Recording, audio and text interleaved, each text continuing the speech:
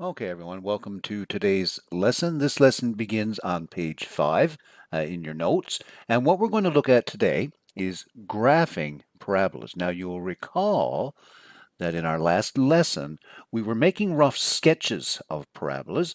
Really, all we were doing was locating the vertex, determining the direction of opening of the parabola, and just sketching it using that basic minimum amount of information. Well, we're going to be graphing parabolas again today, but in today's lesson, you're going to see we have to be a little more careful, all right? We're going to very carefully draw each of these parabolas, again, by locating the vertex, determining the direction of opening, and we're also going to be plotting the focus and the directrix. All of those things must be included in the graph of any parabola. But in today's lesson, you're going to see that in order to get a more accurate graph, a more accurate representation, we're going to be including a couple of extra points, all right, just for accuracy. Really, you're only going to be doing one calculation though, but remember, parabolas are symmetric about a line that cuts right down through their center, called the axis of symmetry. And by using that property, that they're symmetric about that line, one calculation actually gives you 2 points. Now, I'm hoping you all have graph paper for this topic right here. If you've printed off the textbook, well, that's fine because the textbook itself contains the graphs that you can use to draw these parabolas and other conic sections as well. But if you don't have the textbook printed off, it's vital that you get a pad of graph paper, perhaps at Carrefour somewhere, so that you can actually practice these things. Okay? All right, so let's start in. We're on page 5. Example number 2 says graph the parabola given by each equation. There are 2 examples on that page, and we'll have a look at both of them. Now, I'm going to suggest, first of all, look at your equation. Make sure it's in the correct form, the form that you want it in, and I can clearly see the squared part is on the left-hand side. It's x plus 3. Okay, and that's where we want it. The linear part, or the non-squared part, is on the right-hand side, and that's the y in this case. And any constants, any coefficients, should only be in front of the non-squared part. And that's the case right here. I can clearly see -8 right there in front of my y. Okay, so the equation itself is fine. It's perfect. It's just what we want. Now, for the first point, you notice you have a table of values here, and there's actually room there for 3 points. So I'm going to suggest, oops, no, that doesn't look very good. Anyway, let's put the vertex in. You can actually use that as your first point, all right? So if I look at this carefully, remember how we get the vertex. Look behind the x first, and I can see it has a +3 there. So the vertex is going to start with a -3 for the x coordinate. Now, what's behind the y, added or subtracted? Well, there's nothing there. So that would mean that my vertex is actually located at the point -3 and 0. Now, if you wanted to, you could actually go and plot that point right now. All right, now remember, I'm using a stylus here, so my drawing may not be as accurate as what you can draw. Okay, now, what else do we have? Well, in fact, you can actually go ahead and also plot your vertex, your focus and your directrix. This parabola, because the x part is squared, is either going to open upward or downward. Well, I look at the constant in front of the y. Now remember, that's what we're calling 4p, and I can see it's negative, which indicates to me that this parabola is going to open in a downward direction, like so. All right, which means that my focus is going to be, remember, there's your vertex now. The focus is going to be down below that somewhere, and the directrix is going to be up above that somewhere, a horizontal line in this particular case. So let's go ahead and let's actually calculate the value of p. All right, so 4p is equal. Now you can make it equal to -8 if you like, or just +8, because remember, I think of p as a distance. So you divide both sides by 4, and look at this, you get p is equal to -2. The negative just means that it's down below the vertex. It opens up downward. So what I'm going to do is move 2 blocks down from the vertex that I've already plotted. My focus should be about right there. There's my focus. So I'm going to put a letter F beside that as my focus. And down here, I'll write that the focus is, well, now what do you think? What's the coordinates? If you move down 2 blocks from negative 3, 0, you're going to get negative 3 and negative 2. All right. Now remember, that's not actually a point on the parabola. You don't draw your curve through the focus. So I'm not going to put that point in my table of values. Okay. My directrix is going to be 2 blocks above that. Now remember, you're supposed to be using a straight edge. Use a ruler. I don't have a ruler. I can't use a ruler here, not that I'm aware of anyway. And so you draw a nice horizontal line 2 blocks above the vertex. And so my directrix is actually going to be y equals, and it intersects the y-axis at 2, so there's your directrix, y equals 2. Okay, and you should write that here somewhere as well, directrix y equals 2. Okay, now you can pretty much tell what your parabola is going to look like here. Now, I can see where my vertex is located. It's right there, and it's going to open downward. But now you see, the problem is, how wide is that parabola? Is it like really wide, or is it really narrow, or is it somewhere in between? Well, that's where your calculation comes into play. All right, so I'm going to erase all this to free up a little bit of space, and I'm going to put a calculation here now to get another point that's on this parabola. All right, now when you pick, in this case, an x value, because it opens downward, even if it opened upward, I would select another x value somewhere somewhere on that axis. Now, don't pick a point like that's really close to the negative 3. If you pick a point that's too close to the negative 3, you're going to get a point that's on the parabola, yes, but it's going to be so close to your vertex that you're still not going to be able to really determine how wide or how narrow that parabola is. I would suggest coming perhaps 4, 5, maybe 6 blocks away from the vertex. Don't go too far. But let me see. If I moved 1, 2, 3, what if I went 4 blocks to the right? And if I picked x equals 1, now that should give me another point somewhere in this region here. You see? And then by using the fact that there's an axis of symmetry cutting right down through the parabola, it'll also give me a point somewhere over in this region. And that's 4 blocks away. That's pretty good. I find that if you move like 4 or 5 blocks away, you will get a really good point. It'll sort of show you, in general, what the how wide that parabola opens. So what if I picked? Let me see. I'm going to try x equals 1. All right, let me take 1. And another thing to be aware of, sometimes you may get back decimals with this calculation. Sometimes you get back nice whole numbers. And if you're smart about your choice, if you're smart about what you pick, then you can avoid decimals. It's not necessary to avoid decimals. There's nothing wrong with decimals. But if you're thinking carefully, see, I'm thinking that if I put in a 1 there for x, I'm going to end up with 1 plus 3, that's 4. 4 squared is going to be 16. But then I'm going to have to, of course, divide by negative 8. And it turns out that, well, 16 is a multiple of 8. So in this case, I'm going to get a whole number. So watch what I'm going to do. I'm going to set x equals 1 in my equation. And remember, this is the only calculation that's required. So I'll type in, or I'll put in 1 plus 3, whatever that is, squared.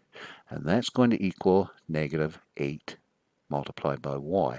So 1 plus 3 is 4. 4 squared, I'll get 16 equals negative 8y. Divide now both sides by negative 8. Remember, you're after the y value here now. You know what your x value is. Your x value is 1. So when you divide both sides by negative 8, lo and behold, what you will get, 16 divided by negative 8, you're going to get negative 2. Now, if you got a decimal for that calculation, don't worry about it. Just use your decimal. Go to 1 decimal place if necessary. So anyway, in my table now, back up here, I know that if x is equal to 1, y is equal to negative 2. So I'm going to come over to my graph once again, and I'm going to plot that point, 1 and negative 2. Oops. Yep, okay, I can see where it is. It's right there. I was just thinking for a moment it's at the same height as the focus, but that's okay. That's okay. So there's 1 and negative 2 right there. Okay? That's a point on my parabola. So I've got a good indication now of how wide that parabola is. But remember, I'm just going to get some blue here. Every parabola cutting right through the vertex is something called an axis of symmetry. Now, we don't have to include the axes of symmetry in these graphs, but remember that they're there. And the axis of symmetry cuts your parabola exactly in half. Sometimes it's vertical, sometimes it's horizontal. It's perpendicular to the directrix. Now, notice that the point that I plotted just a moment ago, 1 and negative 2 right there, is 1, 2, 3, 4 blocks away from the focus. So on the other side of the focus, again, 4 blocks away, 1, 2, 3, 4, about right there, there is another point on your parabola. And in fact, you can actually put that point in your table of values as your third point. So the coordinates of that now, if I go 4 blocks to the 4 blocks to the left of negative 3, I'm going to get negative 7, and the y coordinate is again negative 2.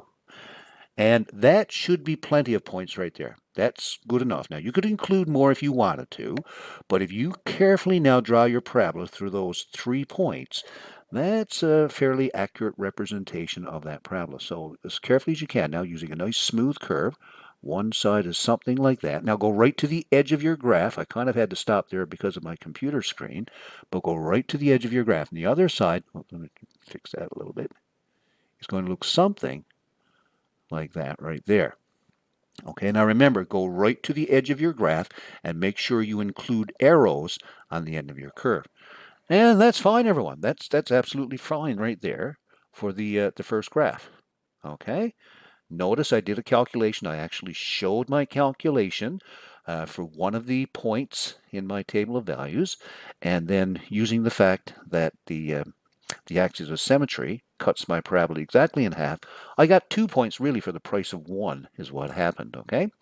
Let's go down and look at the next example right here. Now, first of all, oh, what a mess this one is in. But I'll promise you it's a parabola. Now, the reason I can tell it's a parabola, again, if you look at your equation very carefully, you can see that the y is actually squared, isn't it? The y part is squared. You're going to end up with a y squared in that equation somewhere if you were to square that out, which you're not going to do. But notice that the x term is not squared. And that's definitely a parabola right there. Most certainly it's a parabola. The only problem is not in the form that we want it in. So we're going to have to kind of fix things up a little bit. Remember, we want to get the y squared term all by itself, and any other numbers should be basically over with the linear term, which in this case is the x. So let's start by taking that plus 1, all right, there, and we'll move it over to the other side with the x. So what you're going to end up with, and I'll just put my calculations down below, you're going to end up with x minus 1 equals 1 over 16 in front of y subtract 2 all squared. Okay, now that looks better, but we still have to get rid of the 16. So we're going to multiply both sides by 16. Now remember, don't actually multiply the x minus 1. Don't use your distributive property to multiply through by 16, because remember, that x minus 1, that's telling you part of your vertex. Leave the 16 in front, and what you're actually going to end up with, let me just come up here now, you're going to end up with this 16 in front of the x minus 1. And of course, it'll vanish on the other side. And now if I put the y minus 2 on the left, like so, I'll just set that equal to 16 in front of x minus 1, and that's fine right there. That's the form that you want your equation in. So you have to get your equation in the proper form first. Okay, so let's go. I'll just erase this down below. All right, free up some space. So now in my table, remember, if you wanted to, you could include the vertex as your very first point. So if I look carefully, what's behind the x now? What's subtracted? In this case, it's 1. So my vertex is going to start with a positive 1. Notice I did not multiply through by the 16. I did not use my distributive property there. Okay, and the y coordinate of my vertex, well, I look at what's behind the y, and it's minus 2. So that's going to be positive 2 for my vertex. So now 1 and 2, that's your vertex. You can go right ahead and you can plot that there right now. There's approximately where it's located. And now if I look very carefully at my equation, I can see that the y is squared. So this is not going to be a function, meaning it's going to open left or right. And in our case, because the 16 is positive, this parabola is actually going to open to the right, something like that right there.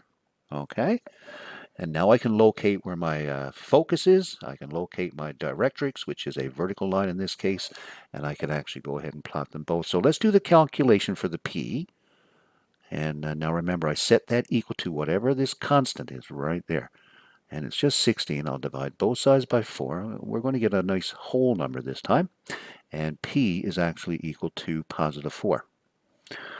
So my focus is going to be 4 blocks. Now remember, it must be to the right of that vertex, because if my parabola opens to the right like this one does here, then my focus is somewhere inside, right? There's my vertex. My focus must be to the right of that, 4 units. So I go 1, 2, 3, 4 to the right, and I'll make a dot right about there, and that is my focus. So the focus is actually at the point, let me see, 4 blocks to the right of 1 and 2 is going to give me 5 and 2. There's my focus. My directrix, that has to be included as well, is going to be 4 blocks the other way, which is to the left in this case, 1, 2, 3, 4. So right about here, you see that? There's my directrix. So draw it nice and long. Now mine looks pretty rough because I'm not using a ruler. You use a ruler. So there's my directrix, arrows on either end. And the equation of my directrix now, because it's a vertical line, is x equals, and I can see that it's hitting my x-axis at negative 3.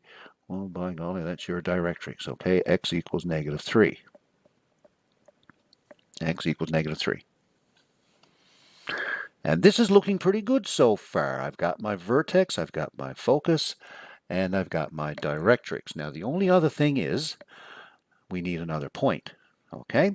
But because this parabola opens to the side, you're probably better off, instead of picking an x and calculating the y, you're probably better off picking a y and calculating the x. And by the way, when you actually do your calculation,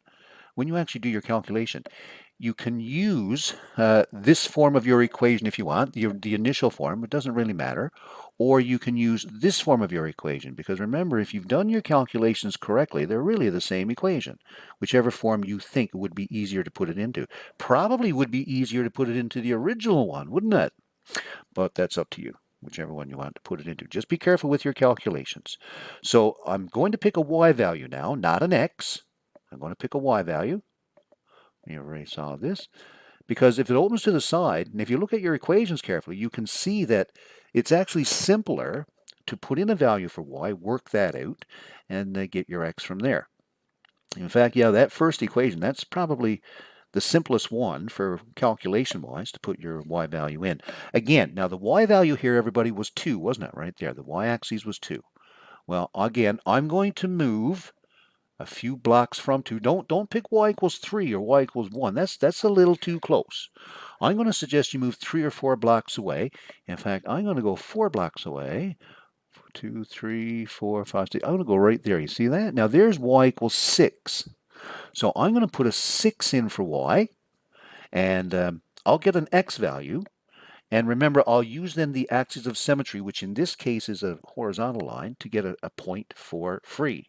Now, again, like I said, you put that 6, y equals 6, into either one of those equations you want. The first one in this case would be best, but I'll put it into the second one anyway, just to show you that it doesn't really matter. So if I put in a 6 for y, I'll get 6 minus 2. And you see there was a reason I picked 6, another reason, because I'm going to end up dividing by 16 afterwards. equals 16 in front of x minus 1. Again, you still don't need to use your distributive property there. So that would be 6 minus 2 is 4. 4 squared is 16 is equal to 16 times x minus 1. And the easiest thing to do here now would just be to divide both sides by 16. All right, and you're going to end up with, let me come over here on the right side. I'm kind of running out of room. 1 is equal to x minus 1. That's what you're going to be left with because the 16s cancel, and 16 divided by 16 is just 1. If I bring that minus 1 to the other side, look at what I get. There you go. There's your x value. X is equal to 2. So when y is 6, x is 2. Fill that into your table, and you can actually plot that point now. Let me see. X is 2, y is 6 is a point about right there. Okay, about right there. And remember now that the axis of symmetry that cuts your parabola in half, because your parabola is opening sideways, your axis of symmetry kind of looks like that. You see, it's kind of like a horizontal line cutting through about right there, something like that. It's like the mirror, remember, that divides one half of your parabola into the other. It's a line of symmetry. So all I have to do now is on the other side of that axis of symmetry, 4 blocks away, 1, 2, 3, 4, there's another point on my parabola. Definitely that's there. Notice how symmetric they are about that line of symmetry. And now what that will be, the coordinates of that point, if you put that into your table, is actually x is still 2, but now y is negative 2. So now all you do is, as carefully as you can, make sure you draw your parabola through the vertex, not the focus, the vertex, passing through those points right there. Be as careful as you can, right? Be as careful as you can. A nice smooth curve. So one side is something like that. Go right to the edge of your graph paper with an arrow, and the other side, something like, now it's kind of rough here because I'm using this stylus, you see, but just a general curve. Something like that right there. And that's not bad. That's a fairly good representation of what this parabola looks like. The important thing to remember is that for a parabola, if you're actually drawing an accurate graph, you must include a couple of extra points for accuracy. One calculation, though, is enough, but it actually, like I say, gives you 2 points that you can use. You could put in more if you wanted to, but it's not really necessary, okay? Now, that's page 5. That's the 2 examples. You will notice beginning on page 6 and continuing on page 7, they've got lots of practice there for you to try. Some of these equations are in the nice forms already, and some of them you may have to fix up. Actually, they all look like they're in the proper forms already. So you try those examples there, page 6 and 7. And make sure you keep checking your solutions on D2L. And if you have any questions, if there's anything you're not understanding, pop me an email and I'll get back to you. Okay, so that's it for this video. Bye-bye for now.